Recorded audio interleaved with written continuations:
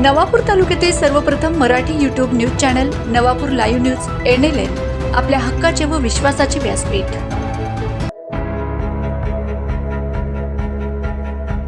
आता अतिक्रमण नियमित होणार।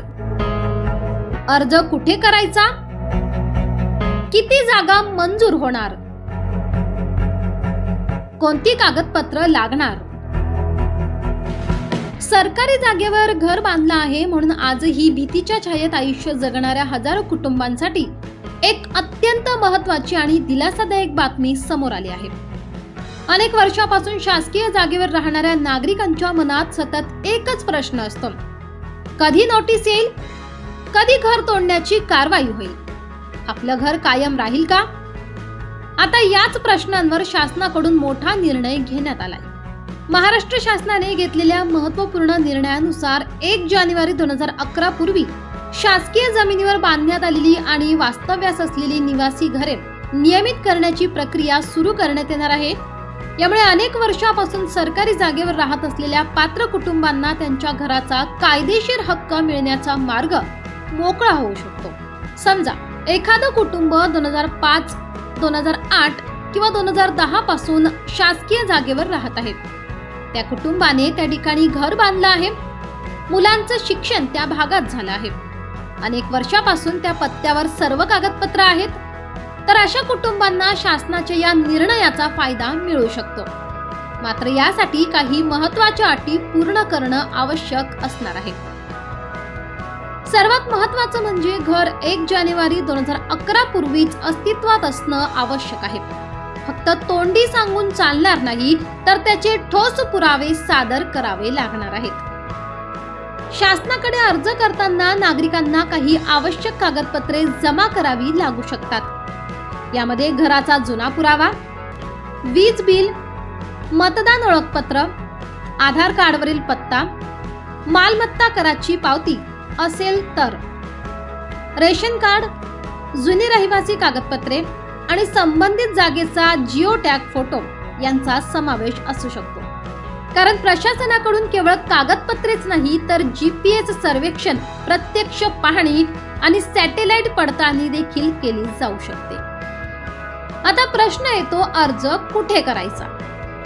जर तुम्ही ग्रामीण भागात राहत असाल तर अर्ज संबंधित ग्रामपंचायतीमध्ये जमा करावा लागेल।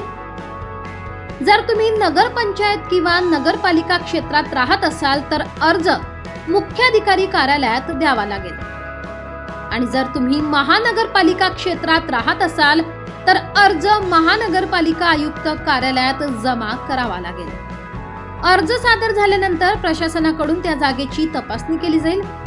घर प्रत्यक्षात किती वर्षापासून आहे, जागेचे क्षेत्रफळ किती आहे, कागदपत्रे खरी आहेत का, त्या ठिकाणी वास्तव्यास कोण आहे याची सविस्तर पडताळणी केली जाईल। त्यानंतर पात्र नागरिकांची यादी तयार करून पुढील निर्णय घेतला जाईल। जागेच्या क्षेत्रफळाबाबतही शासनाने काही महत्त्वाचे नियम निश्चित केले आहेत। जर घर 500 स्क्वेअर फूट पर्यंत जागेत असेल तर अशा नागरिकांना मोठा दिलासा मिळू शकतो। जर जागा 500 ते 1000 स्क्वेअर फूट दरम्यान असेल तर शासनाच्या नियमानुसार काही शुल्क भरावं लागू शकतं। आणि जर अतिक्रमण यापेक्षा जास्त असेल तर काही प्रकरणांमध्ये कारवाई देखील होऊ शकते। विशेष म्हणजे जर घरासोबत छोटंसं किराणा दुकान, घरगुती व्यवसाय, गिरणी किंवा छोटा व्यवसाय सुरू असेल तर काही प्रकरणांमध्ये त्याबाबतही स्वतंत्र विचार केला जाऊ शकतो। मात्र एक गोष्ट स्पष्ट लक्षात ठेवा, खोटी माहिती, बनावट कागदपत्रे किंवा चुकीचे पुरावे सादर केल्यास शासनाकडून कठोर कारवाई होऊ शकते। त्यामुळे फक्त खरी आणि योग्य माहितीच सादर करा। हा निर्णय अनेक वर्षापासून भीतीत जगणाऱ्या हजारो कुटुंबांसाठी मोठा दिलासा ठरू शकतो। त्यामुळे जर तुमच्या कुटुंबात, नातेवाईकांमध्ये किंवा परिसरात कोणी शासकीय जागेवर राहत असेल तर ही माहिती त्यांच्यापर्यंत नक्की पोहोचवा। योग्य वेळी योग्य माहिती मिळाली तर अनेक कुटुंबांचं घर सुरक्षित होऊ शकतं। ही माहिती जास्तीत जास्त लोकांना पोहोचवा। ही सुवर्ण संधी चुकवू नका। आमच्या चॅनलला आपण अजून सबस्क्राईब केलं नसेल तर आत्ताच करा आणि ही माहिती शेअर करा.